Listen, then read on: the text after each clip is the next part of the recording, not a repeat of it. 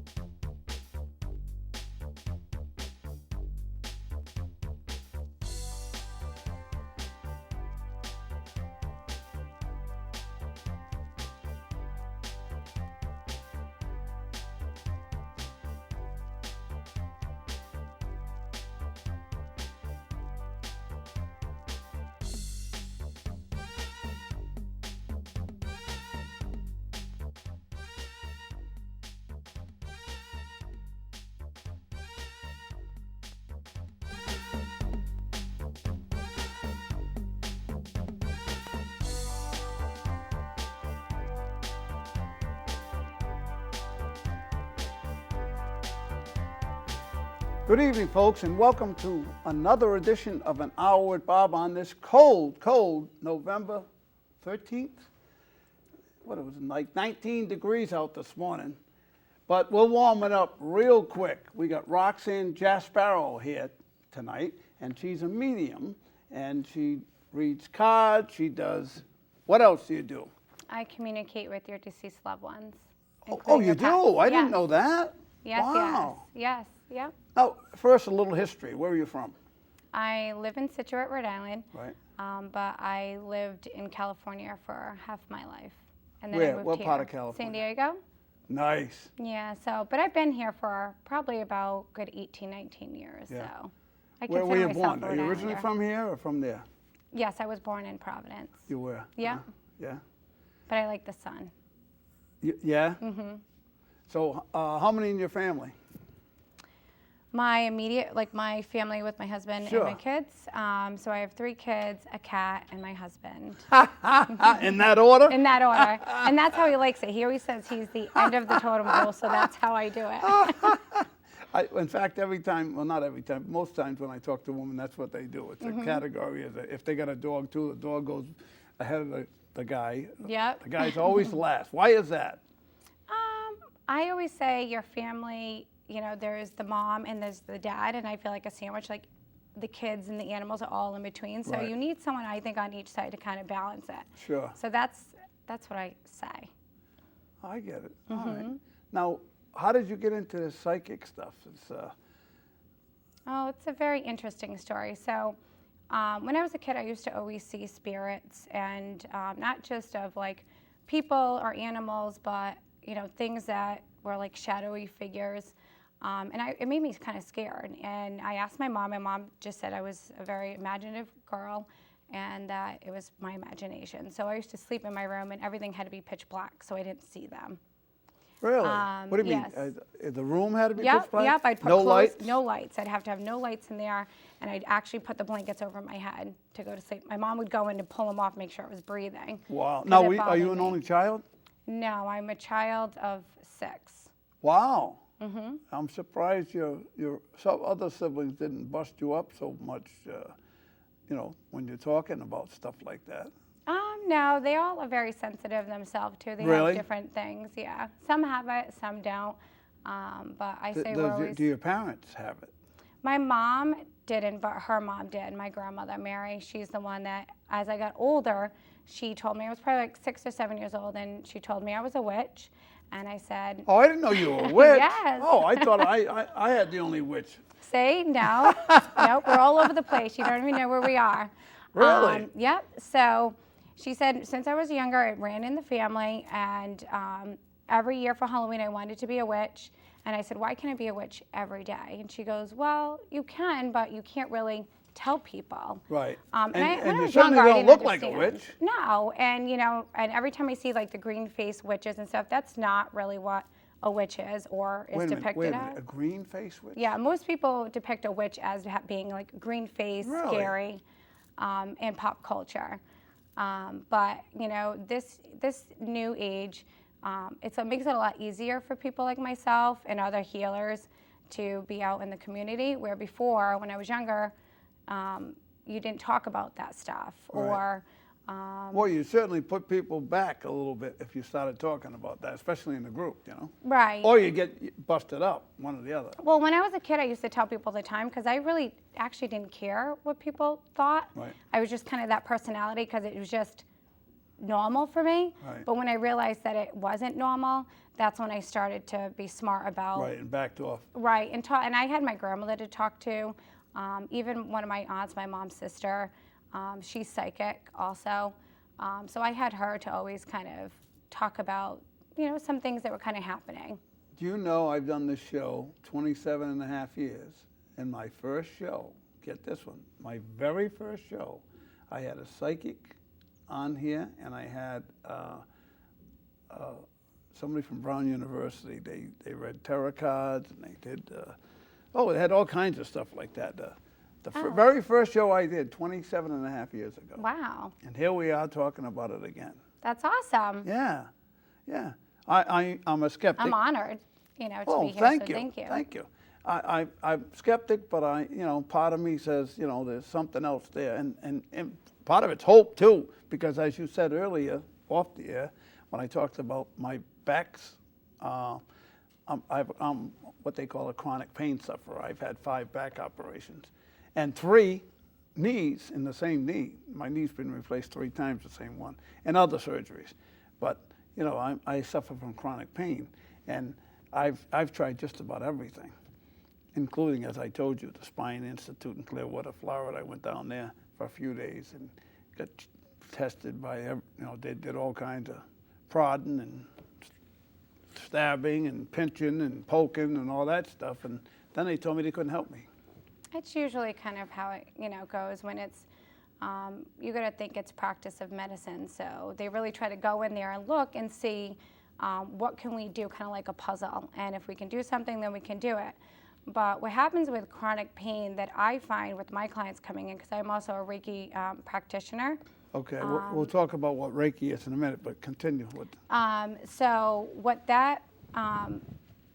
happens with doctors or any kind of practitioner, we want to see if there's any way we can help you. Right. So with modern day doctors, it's about what can we do to fix your pain, and if that's internal, then we're going to try to fix that. If not, and sometimes even when they can, you come out even with pain in a different area. Right. Well, they'll cause other pain because they cut through muscles and they cut tissue and they move bones around and maybe bang a bone or whatever. And yeah, many times they cause other problems. They may fix the problem they're going in for, Right. but they cause other problems in the process. So I'm a believer that the energy that's around us, because we're all made up of energy, every living thing, Right. that we can actually use that energy and change it from positive to negative, change the frequency of it, and actually help people relieve themselves from emotional pain and physical pain. And it is connected to the mind, but Right. it is also connected to the body. So there are ways that you can do that, and I'm actually been doing a lot of research. I do a lot of studying. I really try to connect what I see and hear and what I've experienced or my clients have experienced that there is no explanation for in science, and I'm trying to connect it with the science world. So we can actually have another modality or many other modalities where we can heal each other through either the plants around us or even through utilizing and changing the energy around us. And Reiki is what? Reiki is considered a life, its meaning is life force energy. So it's utilizing the energy that's around us. It's something we've been doing since the beginning of time. And the simplest way I can explain it is that when you go to give someone a hug that you really want to hug, do you feel that transfer of energy that goes between the two of you? Well, I feel something. Okay. Well, that's energy. So, and it feels really good. And at that moment, you might want to hug or squeeze a little bit more. Yeah. And so that's kind of what Reiki does, but it's more, they gear it more into like if you would go to see a doctor, like a practitioner, if you were going to go see a massage therapist, acupuncture. And what we do is there's a process to becoming a Reiki practitioner. Another Reiki teacher like myself or someone else would have to attune you and there's an attunement process. And how long is that tuning process? Some Did you say people, tuning it's an attunement. attunement? Yep, so it's one practitioner sending energy and symbols that are ancient, that we've had for a long, long time, to another practitioner. So could you make me a practitioner? So it's kind of like, yes, I could. So it's kind of like, think of when you go to church and you get your sacraments. It's the same idea. Yeah. It just comes from it's Japanese. Reiki is Japanese. Sure. Because it was a gentleman who said he went up actually looking for Jesus and became enlightened on a mountain and saw these symbols. And when he brought them back, he felt his hands tingling and different things. So, and this was a very educated man, and his name's Dr. Usui. And Usui, yeah. And how long ago was this? 1922. Okay. And when he put his hands on his clients, he started to see that their ailments started to get better, whether they were sick or had chronic pain, maybe had depression. And it's known even today, some doctors have been doing studies, and it's showing tumors.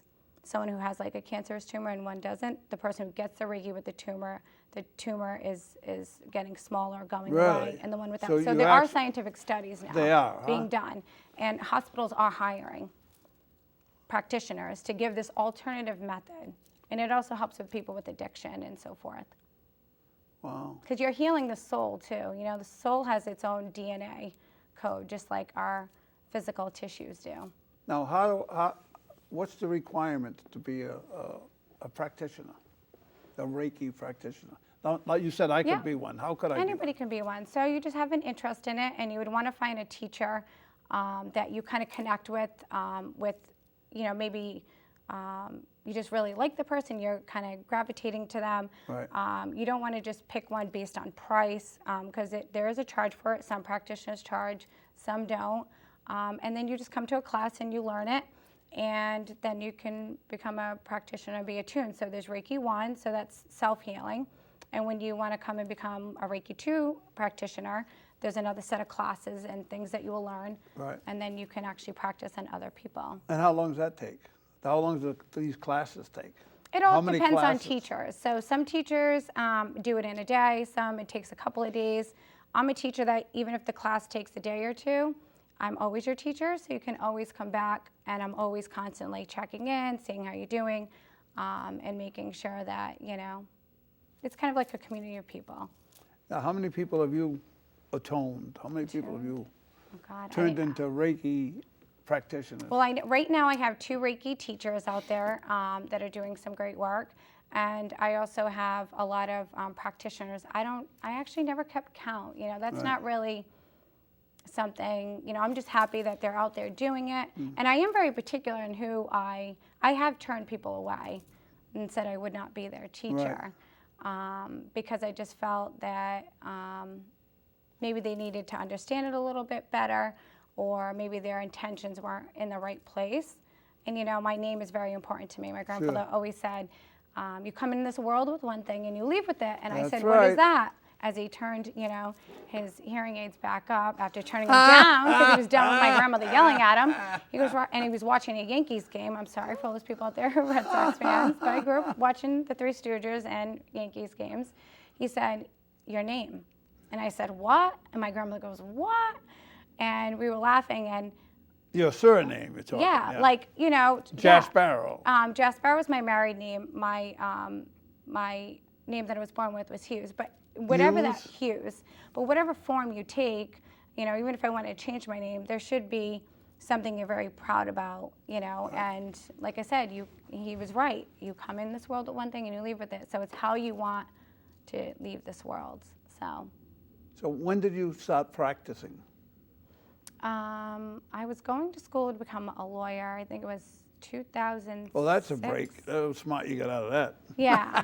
So I wanted to help people. 2000 what? 8? So 2000, what was that? No, it was 2011. 2011, yep, I started. So where did you go to school before that? I went to post-university, and that's where I was getting my legal studies degree, so I have my associates. and then I was going to Harvard for my bachelor's. And then I turned to my husband and said, you know, I really think I need to figure this out. And I was making witch hats and doing in-house parties and doing readings and everything for everyone. And he goes, what?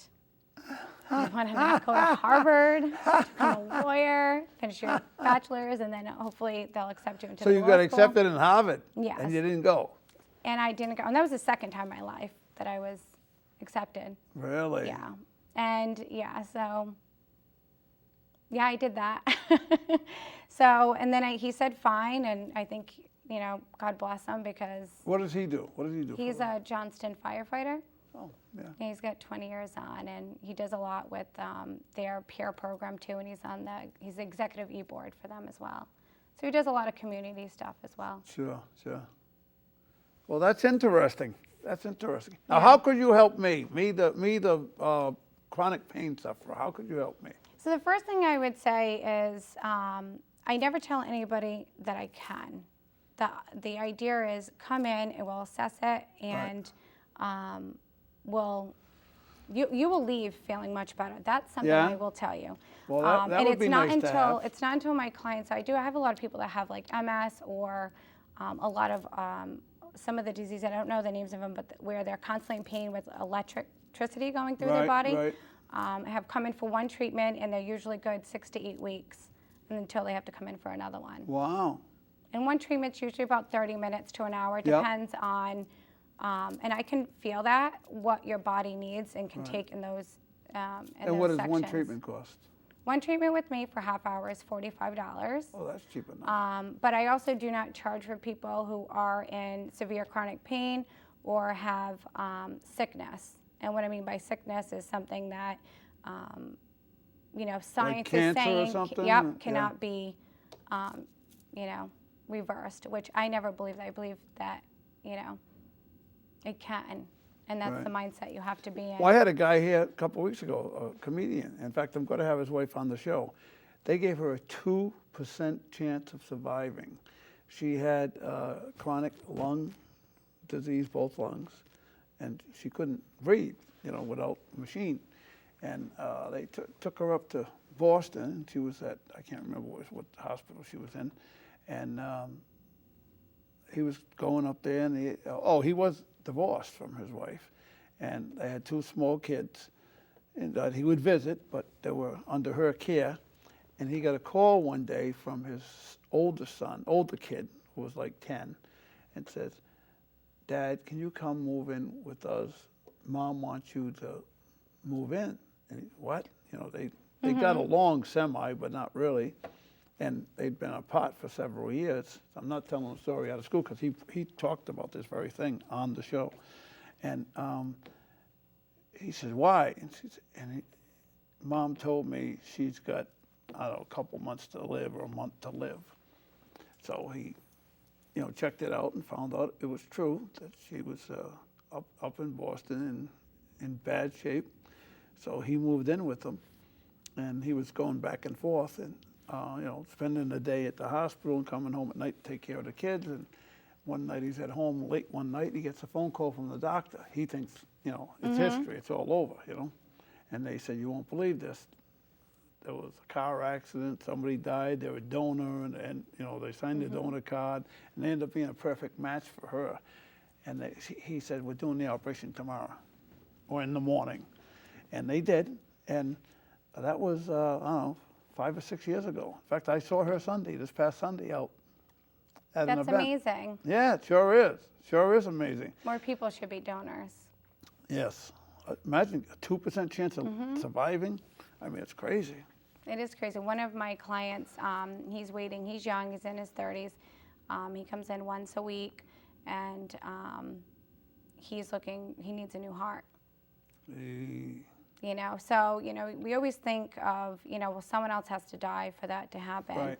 But I always kind of look at it as God bless them for even, you know, putting that donor on their card, because, you know, that stuff all goes to waste. I know we don't take it with us. But I'm thinking, you know, me, I don't want to be a donor. And the reason why is, what the hell, I got no good body parts. I'm my body parts are washed up. They're beyond use. You know, science is evolving, and you never know. They might use your ear or your nose or Really? something. You never know. Maybe your oocyte features. Who knows?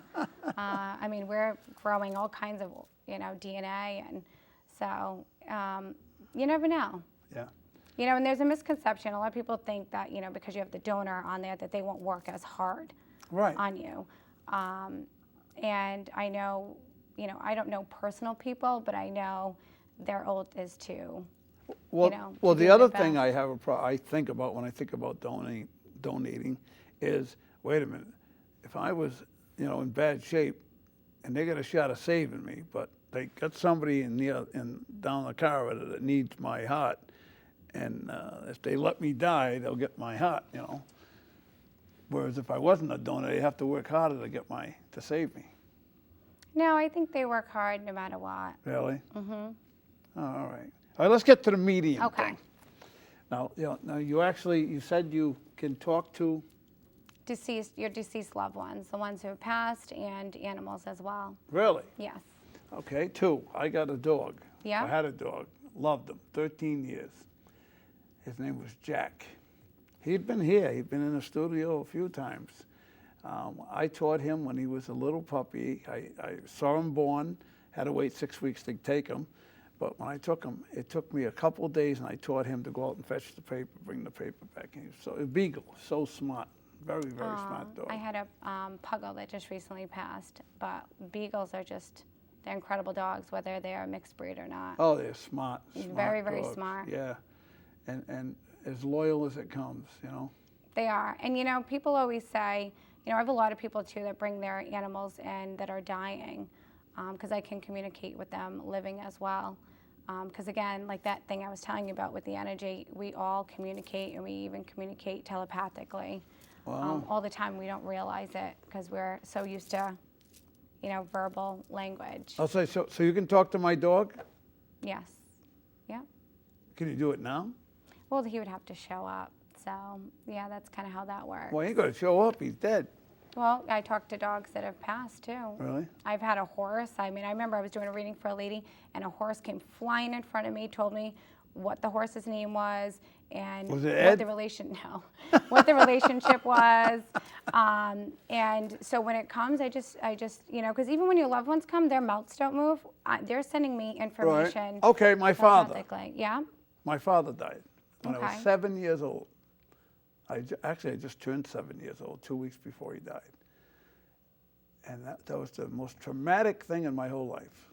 It is very That traumatic. ever happened to me. And I was one of 9 kids at the time. Wow. God bless your mom. Yeah. Now, have you ever seen a medium? No. You should. I think I'm looking at one, right? Yes, you are. You are. A lot of times, people think what we do is kind of like a parlor trick or it just like snaps in, and sometimes it does. But sometimes when they show up too, there's a lot of things that they want to say or tell you, and it's a lot, and it's very emotional. And they'll tell me things that no one would ever know unless I'm communicating with them. Right. But when you have that much distance that you were 7, there's a lot that he's going to want to catch you up on. There's a lot that he's Well, going to what's he want to been talk doing? to I you. mean, he can't be doing anything. He's, Deceased? yeah, They do more than we do. really. Yeah. They can be anywhere we are. They can go places. They can travel. I remember I had this one couple that said they were going to Greece, Italy. They were going to do the whole 9 now that her husband had passed. And the husband went with him? The husband went with it. Well, I have some that go, well, me and your father, we love each other, but we went our separate ways on the other side. And I don't mean that I just mean they are doing different things. Right. So it's not, you don't sit in a room where it's just gray, when you pass. You do go through. So you're not in a cloud or nothing? No, but people always say, God's going to judge you, this one's going to judge you. You're going to be your biggest judger. Yeah. You're going to go through this, I always call it kind of like a cleaning process, but where you get to see your life and the different decisions from the birth to your death. And sometimes we get kind of stuck a little bit in that time, but it's for us to work through it. because we are reincarnated souls, so we do reincarnate. So we come back. Yep, and there's been a lot of things to prove it too, not just someone like myself telling you. Like what? Like kids who will remember their name, how they were murdered, everything, and know it's. I Oh, mean, they were murdered. yeah, you should look it up. Yep. Well, I'm definitely going to go to see you, and we're going to do the Reiki thing. And can you do the medium thing while you're doing the Reiki thing? Yes. Yeah, they usually show up when I'm doing Reiki because it's you're opening up that same space, the energetic space. Wow. Yeah. Well, that's cool. We're going to have to do that. Yeah, I'm definitely I gonna think do you it. definitely need to experience it. I tell everyone, you don't know until you try. And I always say, if you are looking for a medium, psychic, anything, do your research. Right. Look at the reviews. You know, because there are a lot of people. I say today, in the healing world, and that's what we call it. Everyone's trying to be a super Walmart or an Amazon. Everyone's trying to do kind of everything. Everything for everybody. Right, and you know, and you kind of have, sometimes I would say stay in your wheelhouse, stay in what, Right. you know, stay in your lane. But, you know, at the end of the day, we're all here just to help each other. And I think if we help each other more, the world would be a better place. Well, if you help me, I would be very grateful. My God. I will definitely help you. Yeah. The best that I can, yes. Now, where are you located? I'm located in the little village of Situate. Situate. Yep, Nice Situate town. Village, very nice. Town. Yeah. Situate and North Situate. I'm in North Situate. See? Right where the art festival is. I'm in the White House at 618 West Greenville Road. And so it's my new location. A good friend lives there in North Situate. No, he actually lives in Situate. Situate, You yeah. know the former Adjutant General of the National Guard, Ricci? Oh, yes, I know him very well. Yeah. I'm the president of our Situate Business Association, so so he comes to our meetings. Yeah. And yes, Oh, he's a good friend of mine. amazing guy. Oh, my Does God. a lot for the community. We just had a Veterans Day parade that I put up on Facebook. Yeah. It's just he does a lot, and we're grateful for that. Very good guy. Yeah, we go way back. Oh, so you guys have some stories then? We go back. I've traveled with him. I've done a lot of traveling with him when he was in the National Guard. You know, we went to Bosnia. We went to the Azores.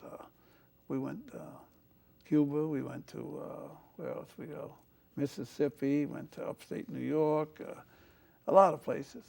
I rode in the C-130. I went to Paris Island too. That wasn't with him though. I went to the Marine Basic Training Camp. Wow. It was the first one ever to videotape the whole boot camp thing at Paris Island. First one ever, to my knowledge. They told me that I was the first one ever allowed to bring a video camera in there. That was 1993, I think, or 94. Well, that must have been an amazing experience. Yeah. I did an 8-part series out of that. It was unbelievable because my brother was a Marine. One of my brothers was a Marine, and he died from Agent Orange, complications from Agent Orange. And the plan was to take him back there because he was still healthy enough. And between the time of us planning this and the time we actually went, he failed and he died. So, sorry to hear that. A lot of people, unfortunately, that Agent Orange is terrible. You know, it's terrible. I mean, they dropped this on our troops, and the whole purpose was to kill all the vegetation because the leaves over there, you could hide behind one leaf over there. They're so big. So that's what the problem was. You know, they're walking through the jungle and they're getting hit by snipers and left and right. So they wanted to get rid of all the foliage, and in doing so, they didn't tell the Marines, well, what happens when you hear a noise above you? You look up, right? So now you're looking up and all this stuff's getting in your eyes, which goes right to your bloodstream, right? Yep. Gets in your eyes or in your mouth. Yep. Or Or your even the bottom of nose. your feet, everything, even your hands. Yep. Goes right into your bloodstream. All right, well, we got a So- plan after this. Yes. I'm going to say bye to you now, but after this, we're going to plan. Don't leave, or if you do leave something for me to get a hold of you. Well, I got your phone number anyway. I want to meet up with you and talk about, well, first of all, I want to I want to be healed. I want to feel a little better. I definitely think it sounds like you've done everything else. So. I've been to Mass General, Leahy Clinic, University of Massachusetts, Spine Institute. I've been everywhere to try to relieve. I've been to 3 different pain clinics. I've tried everything. Wow. Yeah. So It's I'll not be good. honored. I think It's that tough. would be wonderful. I don't get 2 hours of sleep at a time.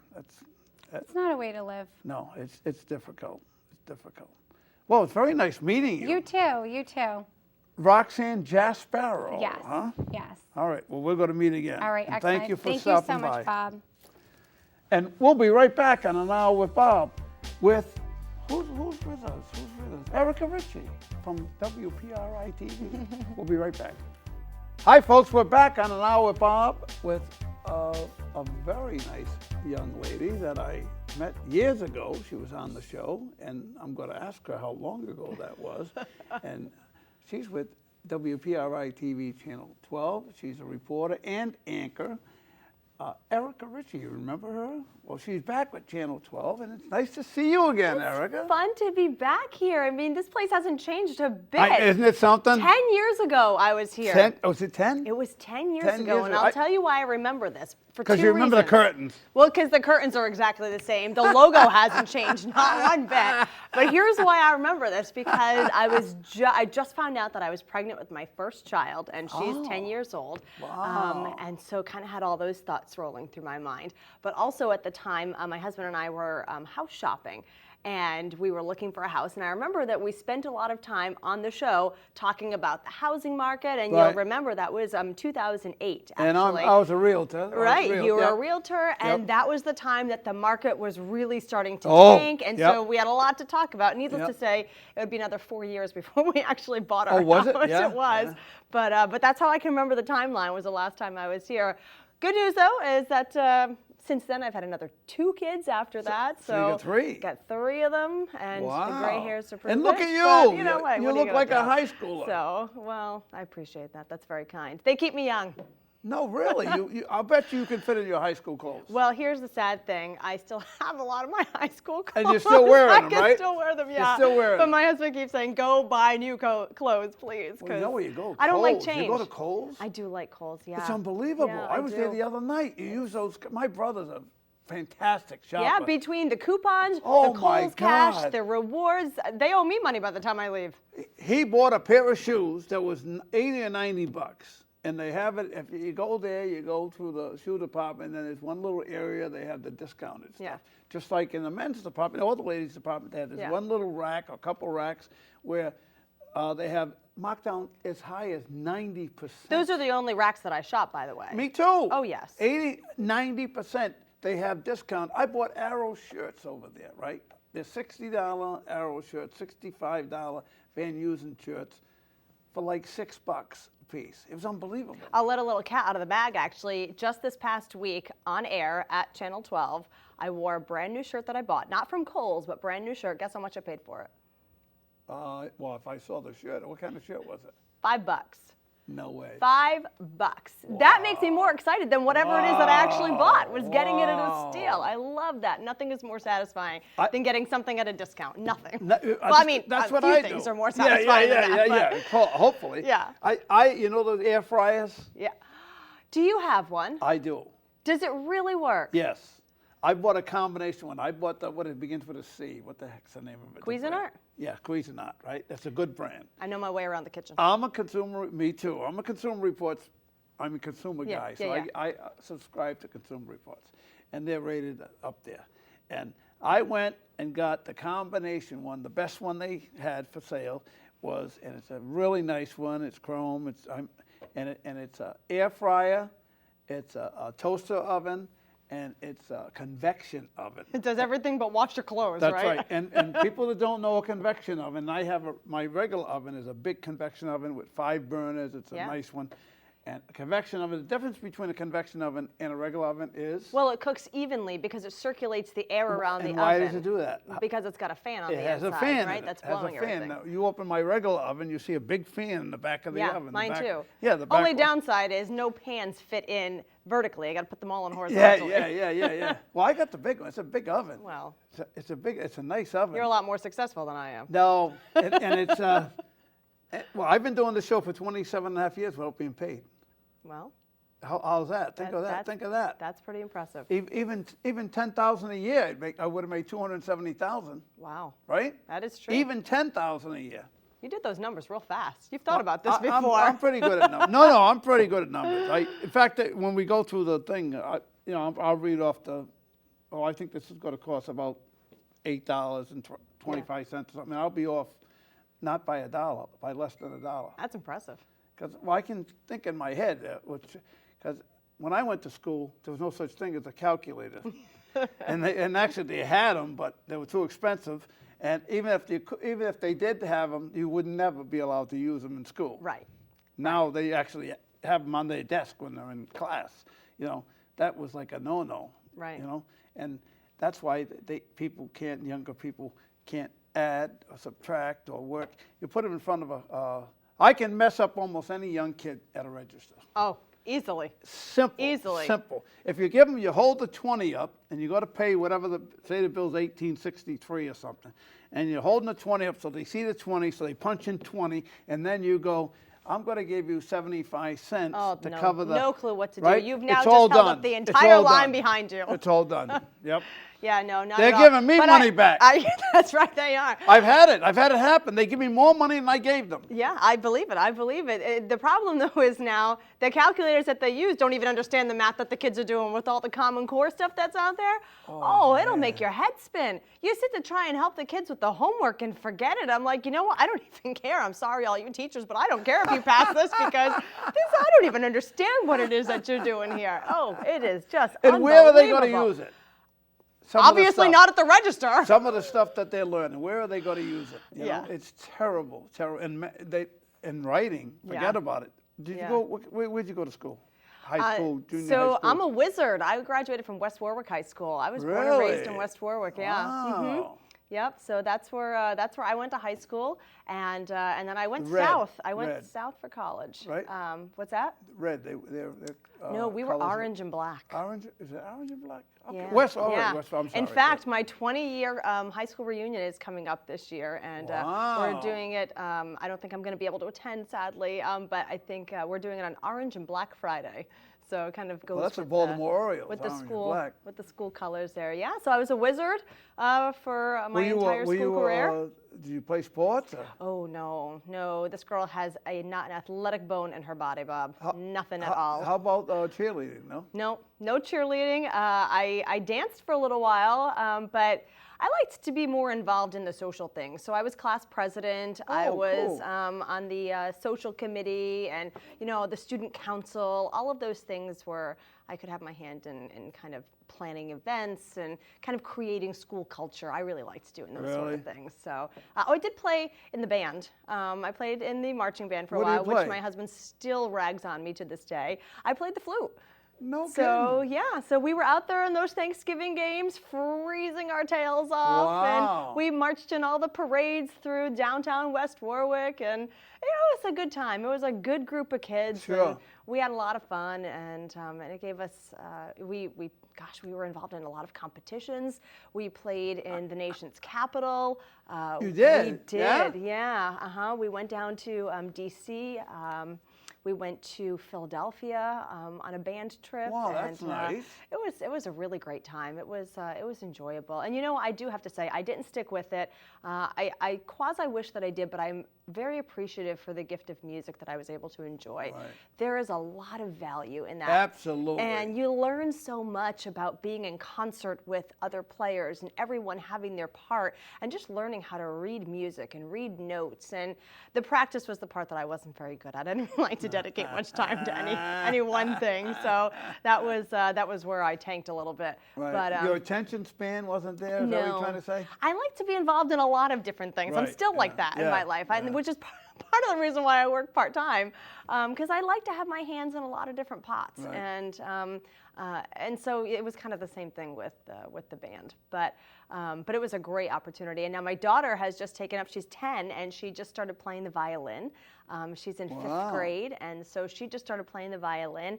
And it's cool to see her start to learn these foundations of music. It just kind of adds another dimension to the spectrum of life. Oh, absolutely. I think not only the social aspect of it, but I think it's proven actually that kids that play an instrument end up being better in math, they're better in science, and they're more like stable kids. Yeah. My dad always wanted me to play the piano, and he would say... Best instrument, I think. Well, and he would say, Erica, you can play the piano anywhere. You can go to a hotel That's lobby. Right. That's you can go to grandma's house. You can go anywhere there's a piano. You have the opportunity to bring a crowd together. Right. And I just didn't have any You'd be the interest focus in it. of everything. You know, and given how much, I mean, I'm a party girl. I love to have a crowd wherever I am. Like, small groups are uncomfortable for me. I like the big crowds. So, you know, you think that would kind of play into my personality. I could draw a crowd with just playing the piano. But I don't know if it was the peer pressure when I was in school and all my friends were playing the flute. So I said, okay, I'm going to play the flute. Really? I had no friends playing the flute. Well, we ran in different circles, Bob. But when my kid was small, my son Zachary was small, I had him at Luca Music playing the piano. Yeah. I bought him a piano. I said that's the best thing he could play. Yeah. Like you just said. I do wish I learned. But I did have great opportunities through the band and also through the chorus. I was really involved in the chorus when I was in high school.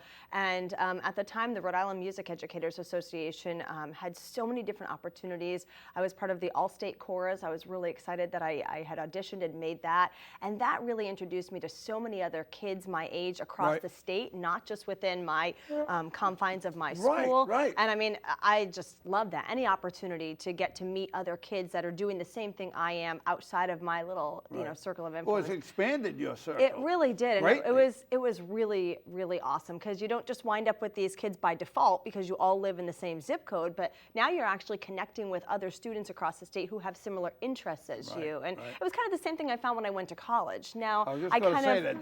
Did that do anything for you? So the music didn't. No, sadly it didn't. I went to Liberty University in Virginia. And that particular school had a phenomenal choir program and singing program, and I was far from qualified to being part of that. Same with the band. It was. Well, they were operating on a different level, Bob. But it was nice when I went to college. Now I was making friends not just by default, but those who were in my major, who were also studying broadcast journalism, who had the same interests, the same areas of kind of talent and giftedness. And so now we were kind of all kind of honing our friendships over things that we had in common. And that was nice. And then, Liberty is a Christian school. And we had that foundation. I thought it was that school. Yeah. So we had that foundation as well. That was also a commonality. Is that a Methodist or what is that? No, it was a non-denominational evangelical school. So you may be familiar with Jerry Falwell. Of course. His son now is the president of the school. He passed away in 2007, but he was the founder of the school in 1971. And in that time in the 70s, he was very active in American politics and started the Moral Majority. And so it was an evangelical school. By the time I got there, it was fully established and up and running. But it was a great opportunity. It was I met my husband there, so that was great. My best friends were all from there. We still keep in touch with one another. How did you end up there? So kind of a long story. The pastor at our church, his son had gone there and said, you should check it out.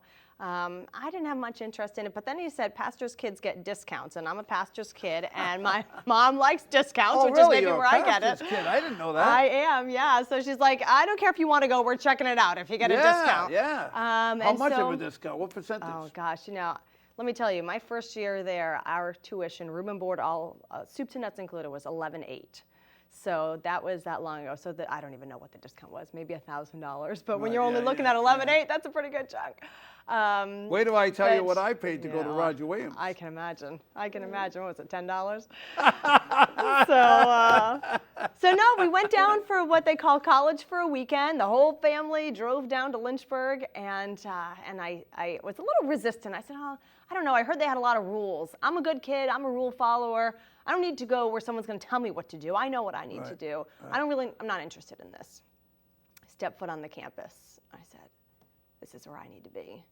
Really? Just as soon as you got there? Just being there. We went to a convocation. They did a convocation every Monday, Wednesday, and Friday, which was like a church service for the entire school body.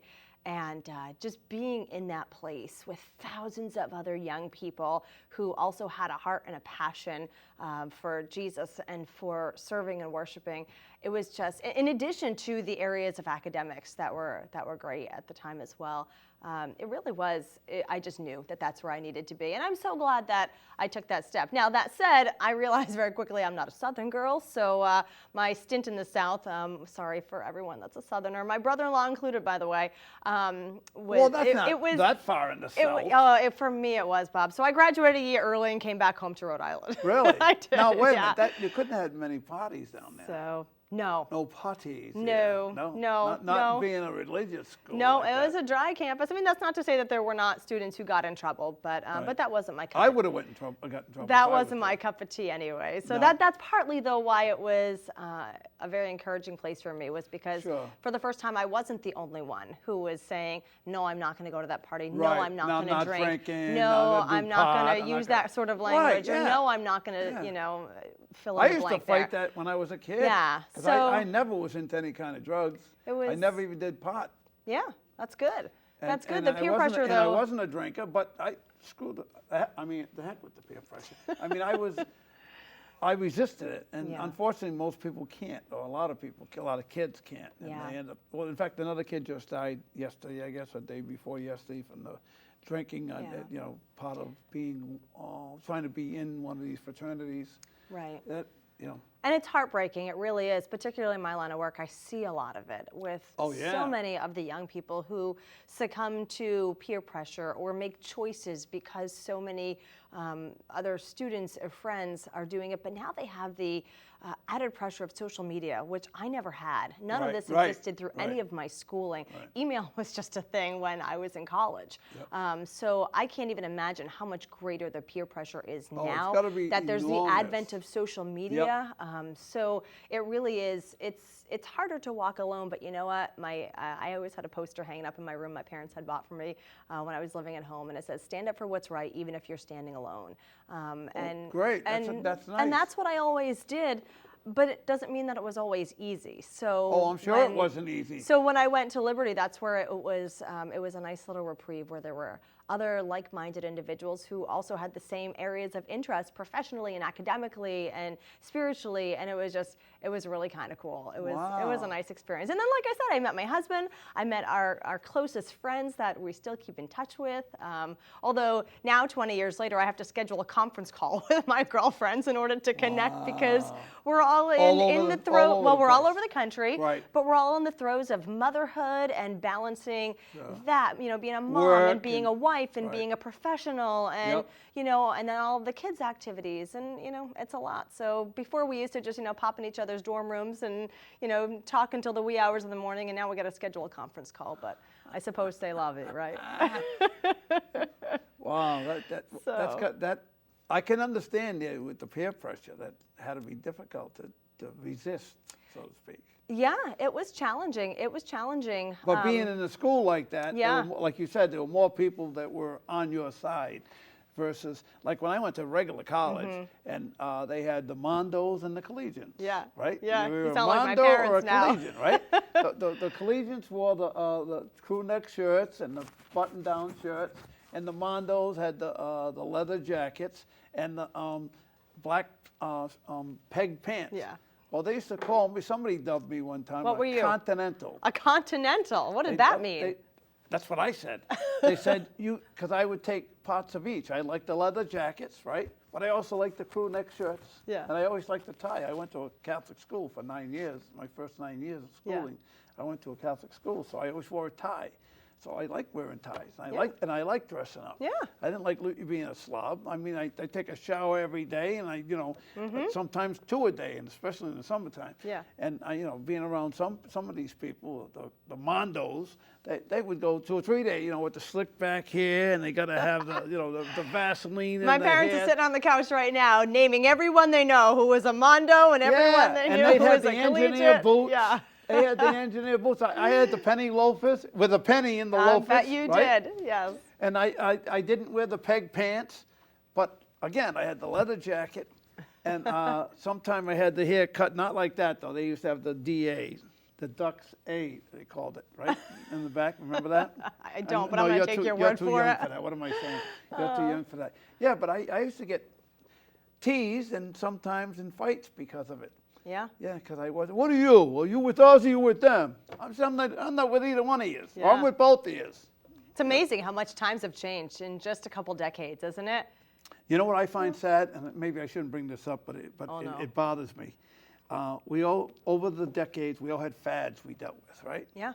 What was your fad when you were in school? Do you remember a specific? What was a fad? Oh gosh. Was big when you were in school. In the 80s and 90s, it was the big hair, Right. it was the leg warmers, it was the really baggy Z Ricci Gucci sweatshirts. Right. I go back. I to was a that- child of the 80s and 90s. The Nehru shirts, right? Yeah. Nehru Yeah. collar. Mm-hmm. The engineer boots, the Yeah. peg pants, all the chains around the waist. I don't think these decades have fads though, because all of those fads have now resurfaced. But they have a very bad fad. What is it? It's called tattoos. Interesting. Very That's interesting. a problem because unlike all our tattoos, like I can put my Nehru shirt, I can go get it in the closet, right? If I had pair of engineer boots, I can go put them on again. Yeah. Or not put them on again. Yeah. The peg pants, you can buy them or not buy them, or wear them or not wear They're them. not permanent. This is permanent. And I wish. So what happens when it's not in vogue anymore? But you know what's odd? You don't need a medical license to tattoo somebody, but you need a medical license to remove that tattoo. Interesting. And it's also, number one, it's extremely expensive to do it. Takes several visits to do even a small tattoo, and it costs a lot of money, and it discolors. It leaves a discoloration so you know it's there. And what's troubling for me, I got burnt as a kid, and I had a lot of scars on my legs, and I have never worn, in Rhode Island, I have never worn a bathing suit, ever, Really? in my Because life. of the scarring? because of scars. Wow. Nowadays, these tattoos, to me, are scars. They, to me, not all of them, but some of them, and people say, oh, how beautiful it is. Yeah, sure it is, but when you get tattoos down your arms and you got them on the neck, and I saw a kid the other day with tattoos all over his face, Yeah. and I'm saying, what is he thinking? Yeah. What is he thinking? You make an interesting point, though, because on many occasions, the tattoos that people bear on their bodies really do represent a lot of the scars that they have on the inside of their souls. Right. It's true. Right. Well, And if you ever really engage someone and ask them about their tattoos, there's all a reason, the absolutely. stories that Yep. emerge, Yep. and it really just ends up breaking your heart because you see a very broken and hurting person that is just trying to work through that on the exterior, but the soul is still kind of singed. damaged. Yeah. Yeah, I interviewed a girl one time, she had 32 tattoos. Wow. 32 tattoos. It's amazing to me that, I feel bad, I really do, because I know there was a study done somewhere, and I had a dermatologist on the show one Yeah. time, and he talked about, he does removal. And he said at the time, I'm sure they've got a lot better now, to do remove a postage size tattoo at the time, which is 1 inch by 1 inch Right. square. Yeah. It took 5 sessions at $150 a session. Not to mention the level of pain that's involved. Yes. I mean, I don't even like getting a little nick on my finger. Oh, God, Let alone that level of pain. And also, on top of that, I'm amazed it's not more infections, because you got some people using the same needles that they're using with other people. And in fact, I was at a late night, because I still go out. I'm at a late night place for breakfast, 1:30, 2 o'clock in the morning. I'm with a couple of people, and somebody, oh, there's so-and-so. Oh, he's a great tattoo artist. I went there last week. In fact, he's got the same pants on he had then. And the guy sleeps in this. I mean, the guy, he's a grub. I mean, a real grub. And I'm saying, this guy's letting him put needles in his body, all over his body. Like I wouldn't even buy a hot dog from him on the side of the road. Yeah, I wouldn't eat at the same table with the guy. Right? No, are you kidding? Yeah. And I'm thinking about it, I'm saying, but to get rid of that tattoo, it's got to be in a sterile, surgical realm, and it's got to, in fact, it gets so bad that they actually cut the skin, the layer of skin right off. I can't. Like, Let's not think about it. Let's not think about it. I don't really do good with medical things, Bob. I see a drop of blood and I'm done. So just you hearing that description, Oh, all right. I'm sorry. No, here's what I want to know, though. You say you're a late night guy. You're out at diners till 1, 2 in the morning. Do you at least stay up a couple more hours to watch us on Channel 12 when we go on the air? I see you many times, first thing at 4:30 in the morning. As long as you're going to be up that early or late. Sometimes I'll go to bed at 1 o'clock and I'll get up at 4:30, and I turn you on all the time. I saw you, because you've been off the air for a while, right? In Rhode Island, You left Rhode Island for a while. I did, yeah. I was. Where did you go? I went north. I went to Boston. I know you did. It was great, though. I was at Channel 6 until 2011, and some new ownership came in, and it wasn't going to work out for me to stick around, and so I went up to the Fox affiliate in Boston. What's that, WFXT, 25? yeah, Boston 25, and it was a great time up there. And I worked part-time as well. Ever since I had my kids, I went back to work part-time, and all of my news directors and upper management have been phenomenal with at every station, from Channel 6 to 25 to back here at WPRI, at really just working with my schedule and understanding that family comes first. And so they've all been incredible with that. But yeah, my 6 years at Boston 25 at WFXT was amazing. In that time, I think Boston experienced probably some of the biggest news. That was the time of the Boston Marathon bombings, the Watertown manhunt. Wow. That was the time of the Aaron Hernandez debacle. That was when they caught Whitey Bulger. And all of that, by the way, happened just in 2013. So it was that happened all 1 year. All in 1 year. And we even joked in one of our news meetings that what doesn't happen in an entire reporter's life cycle happened all in 1 year in a matter of a couple of months. It was phenomenal. But I got to work on some really great pieces. I'm really proud that my last few weeks there, I won an Emmy for one of those pieces, and it was a real opportunity to stretch my muscles in the journalism industry, and to do so with some amazingly professional and talented people, some great mentors up there.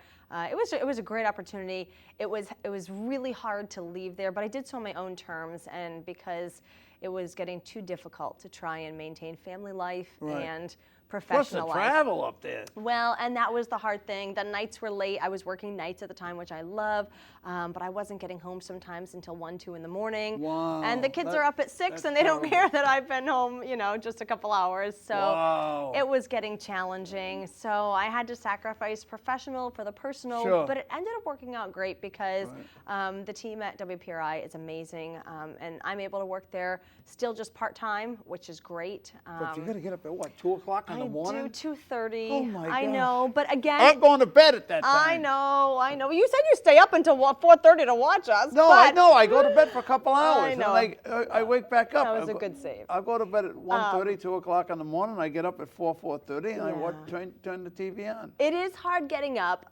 but again, it's only a couple of days a week, so that makes it a little bit easier. And as hard as it is being operational at that hour of the morning, it does really work well for family life. So all I'm missing is breakfast. The kids get on the bus, they're off to school, and I'm home when they get home. I'm home for their after-school activities, for dinner as a family. So for this stage of my life, again, personally, it's not great. But think about it. In another few years, you'll be able to go back to work full-time when the kids are off to college. Yeah, we'll see. We'll see. I don't know what the we'll have future you has back. in store. I'll have you back in another 5 or 6 years. I don't know what it adds in store, but we'll check back in. It's been 10 years. I'll see another 10 years. We'll update. If I'm still around, we'll see what happens. By that time, I'll have a box of tissues because my baby will be graduating high school. But, we'll see. Oh, well, We'll great to see. have you So come. it I'm was glad- so nice to be back Yeah. here. It's Nice like a and- step back in time. I love and it. you haven't changed. Well, thanks. You have not changed. You know, What do you think, folks? Erica Ricci, WPRI 12. this has been a great time. Thanks a lot, Bob. Thank you. Glad to be here. Okay, see ya. Sounds good. And I'll see you next time on An Hour with Bob. Thursday night at 11, Friday at 10 p.m., Saturday at 1 p.m. on Cox 13 and Verizon 32. Also in the Kent County area, we're also on another time, all besides those times, Saturday night at 11 p.m. and Monday night at 10:30 on channel 18 Cox and Verizon 31. Till next time, see ya.